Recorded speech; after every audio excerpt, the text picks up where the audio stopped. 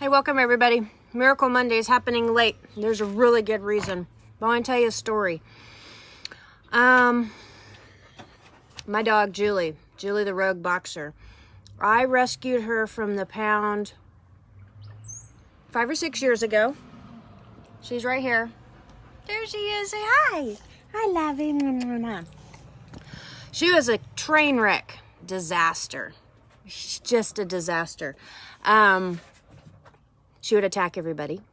Like bite, attack. My husband at the time didn't want me to bring her home. She was a complete, utter mess. Disaster. Oh my gosh, she was a disaster. The first weekend, she ate an entire couch that we had just gotten. Oh, he was mad.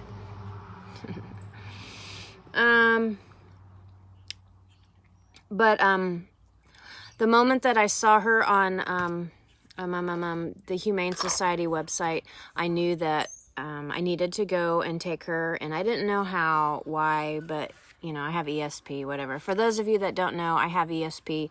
I know stuff. Anyway, so brought the dog home, took her to the vet. So she had her jaw broken. That's why her tongue hangs out.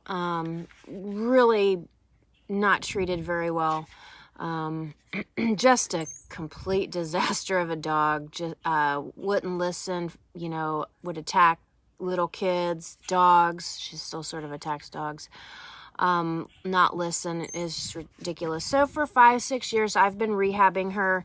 Many people have said that I need to put her down, etc., etc., etc. However, there was something that I saw in that dog that just reminded me of me.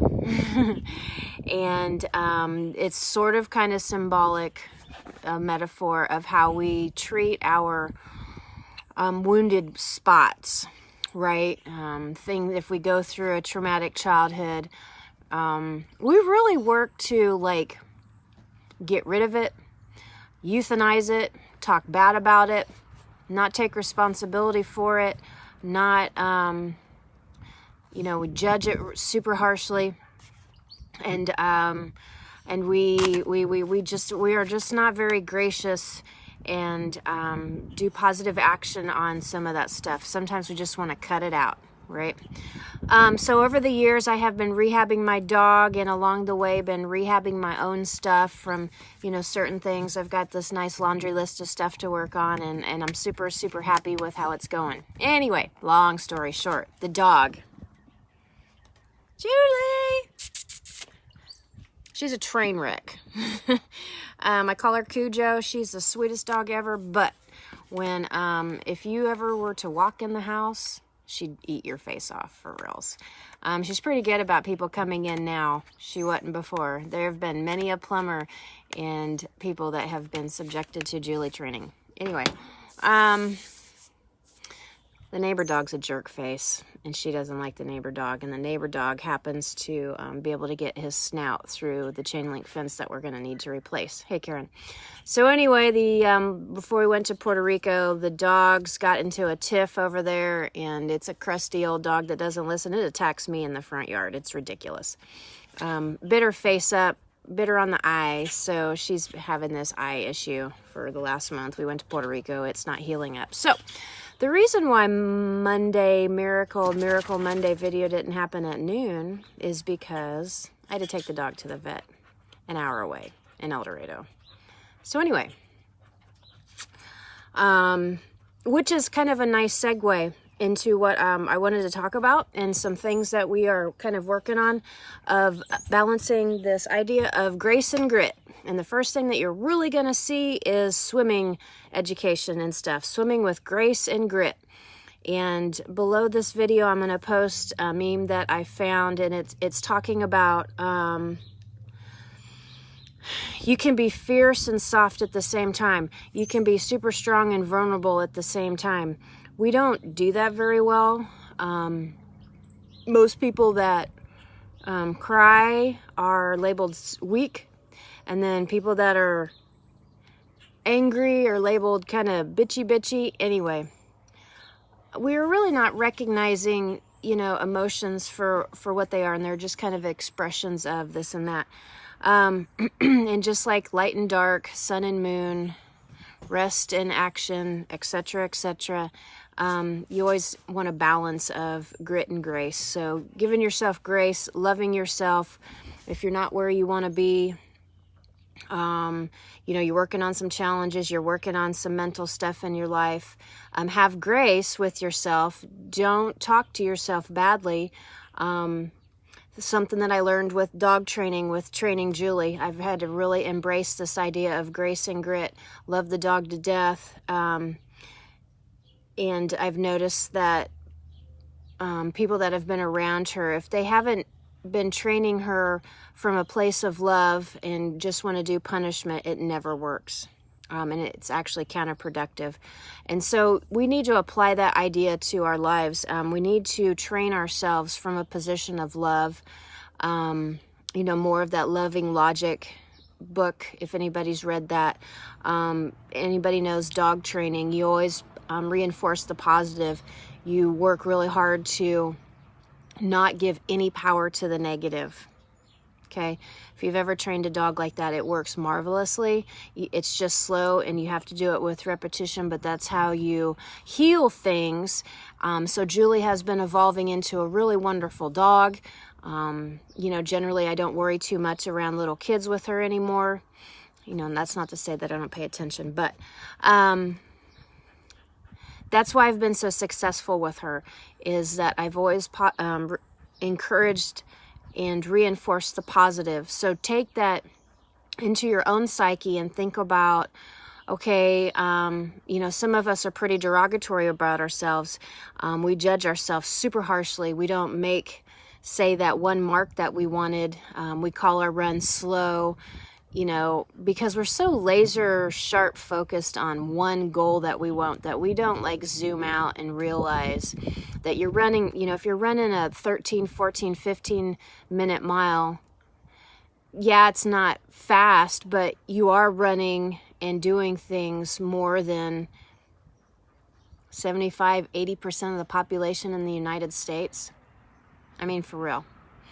So, you know, really work to reinforce the positive thoughts. And if you are hard on yourself, you have got to stop even feeding the negative aspect of it, feeding that derogatory, say the words, I'm slow, all of that stuff. You have got to stop giving power to it and only reinforce the positive. That's the grace part of it. Okay? And err on the side of grace.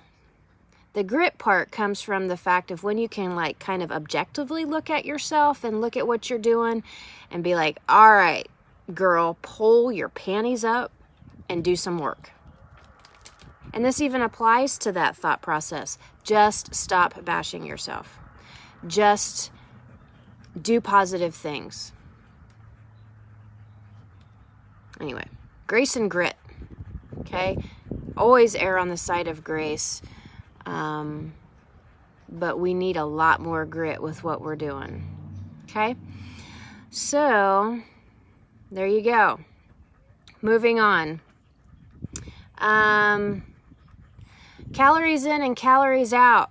For those of you, there's some of you guys that I've been really kind of harping on the calories in, calories out, and I completely appreciate those that are putting in their training plan and paying attention to what I'm saying. Calories in, calories out. How many calories the day in? What was your expenditure?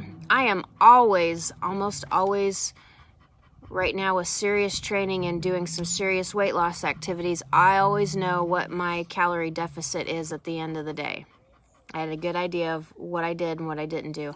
I can do it in my head anymore because I've done it on MyFitnessPal enough. If you want to do the long stuff, you have got to develop this skill. It is not okay just to say I don't have time and I'm not going to do it. It's part of training. You have to do it, okay? Because you're not going to be successful if calories in and calories out aren't reasonably matched together. Okay? For real. So use MyFitnessPal, write it down on a piece of paper, figure out what in the world you're eating in and out, and hopefully you understand how much protein and fat, and maybe figure out how to roll through your life with getting the right macros, such as, like me, I'm doing, I think 25% of my macros are carbs, and that's it for right now.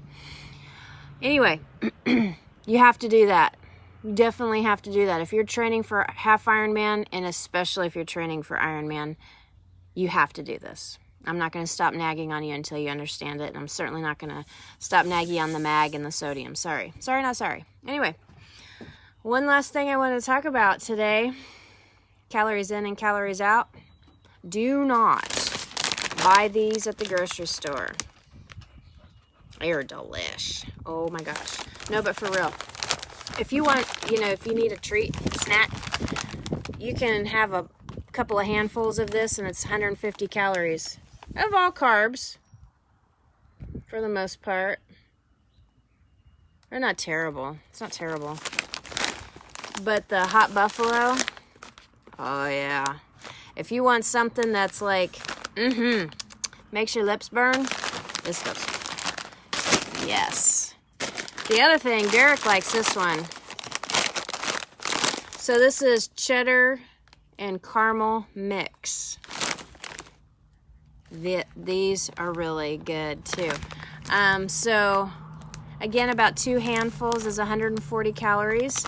Not terrible on the amount of carbs. It's not terrible. It's a good snack if you want a snack. Okay. So anyway, there's that. And then the other thing that I do is the other day I went to Dillons and I got a big old salad.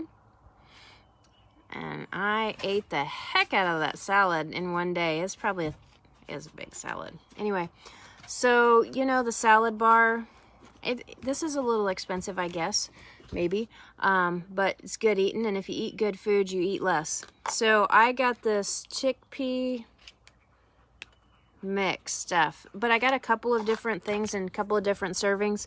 So in my weight loss, watching what I'm eating, I did actually buy some good food and some things to try to make it not boring and not crazy. Like, if you're just eating the same things every day and not experimenting and stuff like that. Uh-oh. Cujo's chasing a wasp. Stop, Julie. Maybe going to the vet again. Watch. She's terrible. Terrible, terrible, terrible. She's such a sweet dog. But, her and the squirrel shenanigans are off the chain. Anyway, so Miracle Monday. Balancing grit with grace. And always positively reinforce the positive things. If you have something that you don't like going on emotionally, mentally, don't feed it. Feed the good stuff. Okay? I think that's all I want to say. I hope you're having a brilliant day. Have a brilliant week. Get some sunshine. And for those up north, sorry about the snow coming. Oh my gosh. It's like that movie. It's about the freeze, Once Upon a Day, or I don't know, The Last Day, something like that. Anyway, have a great day, guys.